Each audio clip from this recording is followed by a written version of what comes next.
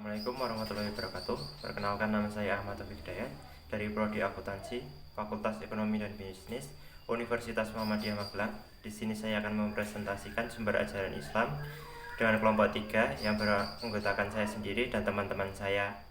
Assalamualaikum warahmatullahi wabarakatuh. Perkenalkan, nama saya Alvina Anggraini Kumalaningtyas dari kelas Akuntansi B, Fakultas Ekonomi dan Bisnis Universitas Muhammadiyah Magelang.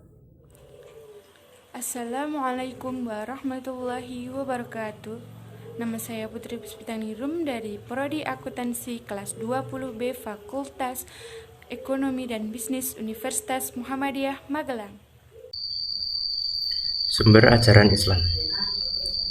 Pengertian sumber ajaran Islam adalah segala sesuatu yang melahirkan atau menimbulkan aturan yang mempunyai kekuatan yang bersifat mengikat dan apabila dilanggar akan menimbulkan sanksi yang tegas dan nyata.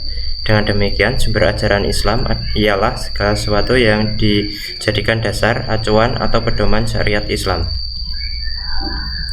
Sumber ajaran Islam. 1. Al-Quran. Al-Quran secara bahasa terambil dari kata qoro'ah yang mempunyai arti mengumpulkan dan menghimpun, dan kiro'ah berarti menghimpun huruf-huruf dan kata-kata satu dengan yang lain dalam satu ucapan yang tersusun rapi.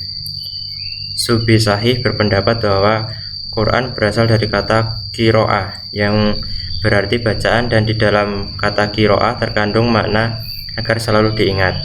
Quran berasal dari kata Qur'anah, terdapat dalam Quran Surat Al-Qiyamah ayat 17.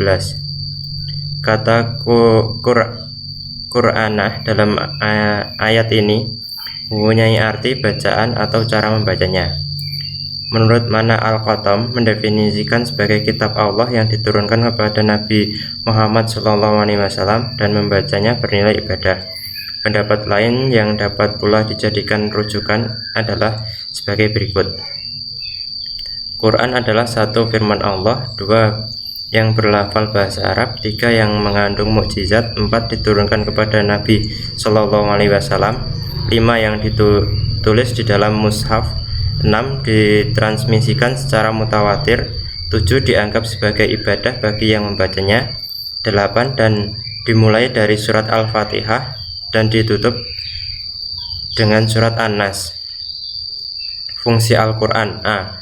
Al-Huda sebagai petunjuk, B. Al-Furqan pemisah, C. Asyifa obat, D. Al-Mu'izah nasihat. 2. As-Sunnah atau Al-Hadis. Ditinjau dari segi bahasa, terdapat perbedaan arti antara kata sunnah dengan hadis. Sunnah berarti tata cara, tradisi, atau perjalanan, sedangkan hadis berarti ucapan atau pernyataan atau sesuatu yang baru. As-Sunnah juga berarti pula jalan hidup yang dibiasakan, baik jalan hidup yang baik atau buruk, terpuji atau tercela. Sunnah diartikan sebagai sesuatu yang dibiasakan atau lebih banyak dikerjakan daripada ditinggalkan. Sebaliknya, hadis adalah sesuatu yang disandarkan kepada Nabi, namun jarang dikerjakan. Selanjutnya, khobar adalah ucapan, perbuatan, dan ketetapan yang berasal dari sahabat, dan atsar berasal dari tabi'in.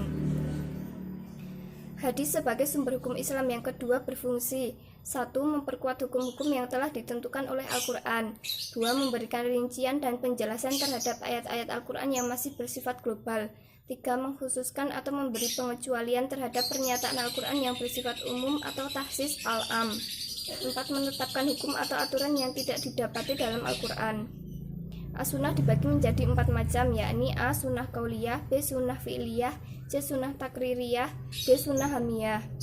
3. Ijtihad. Ijtihad secara bahasa berarti mencurahkan pikiran dengan sungguh-sungguh. Sedangkan secara istilah, ijtihad berarti upaya sungguh-sungguh untuk menggali suatu hukum yang tidak ditemukan dalam Al-Quran maupun hadis. Dalam kehidupan sehari-hari, tentulah kita tidak lepas dari suatu problematika. Oleh karena itu, dalam mencari solusi masalah yang tidak ditemukan di Al-Quran dan hadis, maka penyelesaiannya menggunakan sumber hukum yang ketiga, yaitu ijtihad. Ruang lingkup ijtihad. Ruang lingkup ijtihad dikemukakan oleh beberapa ulama. Yang pertama adalah Syekh Muhammad Shalih, membagi lingkup ijtihad ke dalam 2 bagian permasalahan yang tidak ada atau tidak jelas ketentuan hukumnya dalam Al-Quran atau hadis Nabi. ayat-ayat Al-Quran tertentu dan hadis tertentu tidak begitu jelas. Bersumber dari Rois Mahfud, sumber ajaran Islam, Palangkaraya Erlangga 2011 halaman 117 sampai dengan 118. Selanjutnya adalah Syekh Muhammad Al-Madani menjelaskan bahwa ruang lingkup ijtihad adalah hukum-hukum atau penalaran yang tidak ditetapkan secara jelas dan qat'i, baik periwatannya maupun artinya.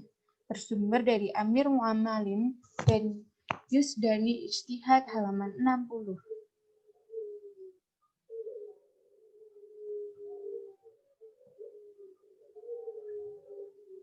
Syarat-syarat mujtahid. Yang pertama adalah menguasai ilmu bahasa dan nahwu yang cukup, sehingga ia mampu membedakan penunjukan lafaz. Yang kedua adalah mengetahui dan mengenal sumber-sumber hukum syara. Yang selanjutnya, memiliki ilmu yang luas dan mengkaji nas syariat dan dasar-dasar syariat dan pendapat-pendapat para ahlul ilmi. Yang terakhir adalah mengetahui ijma para ulama. Selanjutnya membahas tentang macam-macam ijtihad.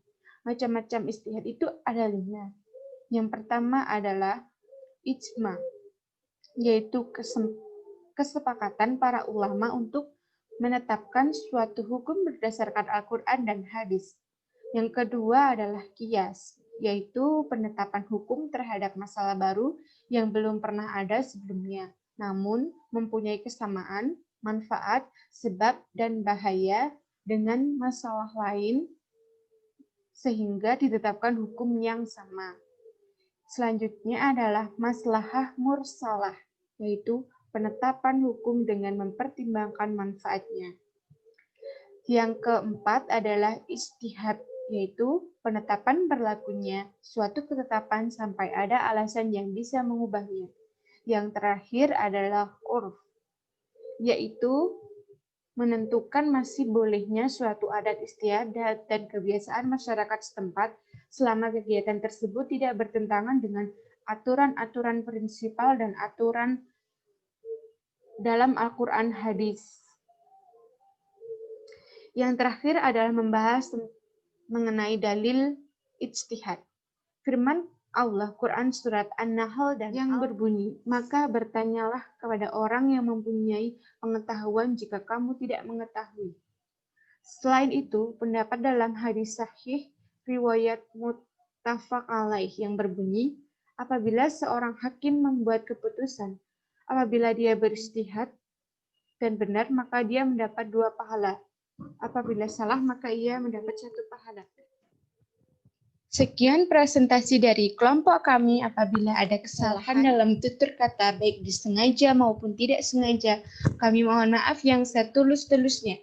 Wabillahi taufiq wal hidayah. Wassalamualaikum warahmatullahi wabarakatuh.